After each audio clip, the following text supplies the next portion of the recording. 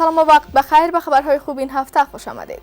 جو بایدن رئیس جمهور ایالات متحده بودجه 715 میلیارد دلاری دفاعی برای سال مالی 2022 را معرفی کرد که کمک 3.3 میلیون دلاری به نیروهای افغان نیز در آن شامل است. ایالات متحده امیدوار است که این پول بیشتر بتواند خالیگاه نیروهای محاربوی آمریکایی در افغانستان را پر سازد. این مقدار 300 میلیون دلار بیشتر از پولی است که ایالات متحده سال گذشته مالی به افغانستان داده بود و اگر کنگره آن را منظور کند این پول نیازمندی‌های 352 هزار نیروی مسلح افغان را در بخش تجهیزات، آموزش و زیربنا مرفوع خواهد ساخت. طی 4 سال اخیر بیش از 21,000 متریک تن محصولات افغانستان از طریق دهلیزهای هوایی به کشورهای منطقه و جهان صادر گردیده است. مرکز رسانه‌های حکومت میگوید از سال 2017 تا اکنون ایجاد دهلیزهای هوایی نقش قابل ملاحظه‌ای در انتقال محصولات افغانستان به کشورهای بیرونی داشته است. زمینه اتصال افغانستان به بازارهای منطقه و جهان را فراهم کرده و طی 4 سال اخیر بیش از 21,000 متریک تن محصولات افغانستان به کشورهای چون هندوستان، چین، حوزه خلیج، ترکیه و اتحادیه اروپا صادر گردیده است.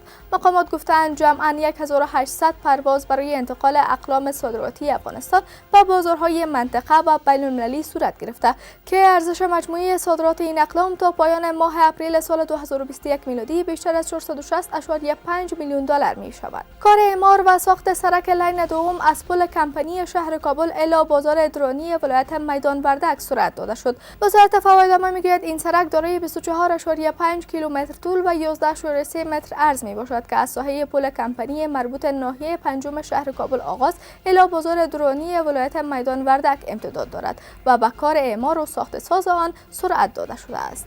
بر اساس معلومات ادارات زیربط سرک متذکره با هزینه بیشتر از 1.3 میلیارد افغانی میان وزارت فوایدامه و یک شرکت ساختمانی خصوصی قرارداد شده که از سوی حکومت افغانستان تمویل مالی می شود. فرش ساخت ننگرهار به افریقا و تولیدات دانه مرغ این ولایت به تاجیکستان صادر شد. اتاق صنعت ننگرهار میگوید 27 فوت فرش شطرنجی ساخت این ولایت به کشور سومالیای افریقا صادر شده است. مقامات این اتاق می‌افزاید که برای اولین بار 111 تن تولید دانه مرغ این ولایت نیز به تاجیکستان صادر شد.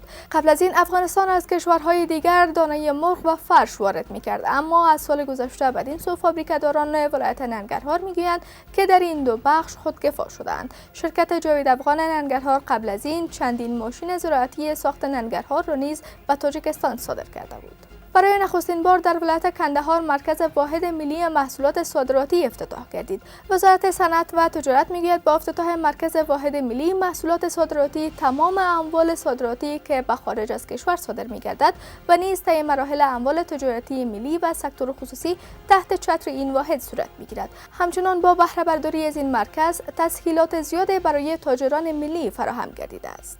شفاخانه 100 بستر برای بیماران کرونا در پکتیا با حضور معاون والی و رؤسای ادارات دولتی این ولایت افتتاح و به بهره برداری سپرده شد.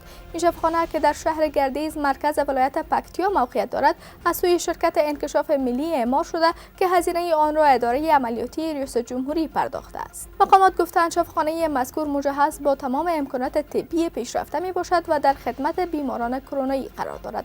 وزارت صحت عامه میگوید با افتتاح این شفاخانه مبارزه با ویروس کرونا در ولایت پکتیا سریع خواهد شد و زمینه خوب برای تداوی بیماران کووید 19 فراهم خواهد شد. ممنون از توجهتان به خبرهای خوب این هفته. تا بعد، خدا نگهدار.